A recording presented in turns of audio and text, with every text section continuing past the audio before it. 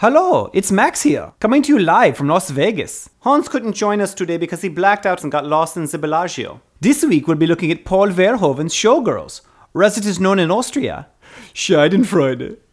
Okay,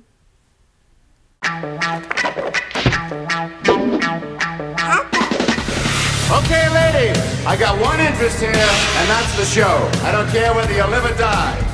Sure, Austrians may be responsible for a couple of world wars, but Americans made Showgirls, so I guess we're even. Showgirls was supposed to be the breakout role for Saved by the Bell's Elizabeth Berkley. Elizabeth must have thought to herself, I'm so excited, I'm so excited, I'm so scared. And what better way to get people to take you seriously than to parade around topless and gyrate for the better part of 2 hours?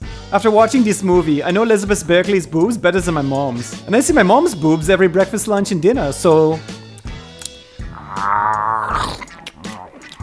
Elizabeth Berkley plays Nomi Malone, an aspiring dancer who hitchhikes to Las Vegas with nothing but a head full of dreams and a briefcase full of thongs.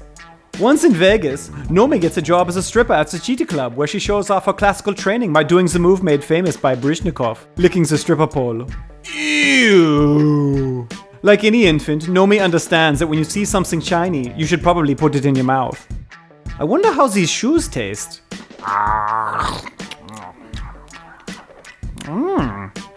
Full-bodied? What year is this shoe? Nomi's decision to become a stripper in order to become a serious dancer is a lot like Elizabeth Berkley's decision to do Showgirls in order to become a serious actress. But hey, we all make mistakes. I bought a Bacon Brothers CD at Starbucks once. Nomi soon meets Crystal Connors, the star of Las Vegas's biggest topless review. Crystal compliments Nomi's nails, calls her a prostitute a few times, and then hires her as a backup dancer in her show. It's absurd, but by the end of the day, Crystal and Nomi's relationship is a more accurate depiction of female friendships than, say, the sisterhood of the traveling pants. Nomi eventually has epileptic-looking sex with Crystal's boyfriend because, in Showgirls, all women act like cruel sex robots. And much like first-generation iPods, they totally lose power if they don't get plugged in every few hours. Anyway, through sexual manipulation, Nomi becomes Crystal's understudy because God knows that's easier than, say, working hard or being good at dancing.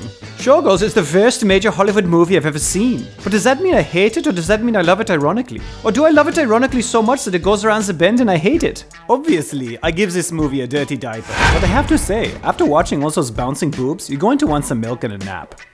Well, we learned an important lesson this week. There's always someone younger and hungrier coming down the stairs after you. On that note, I'm going to head to the nursery of the local hospital and check if any of the newborns have started video blogging yet. So what do you think? Should we do movies that are this god-awful, or only do the good ones? Tell me in the comments below. And as always, subscribe above and see my comments videos on the side. So until next time, the balcony is geschlossen. Auf Wiedersehen!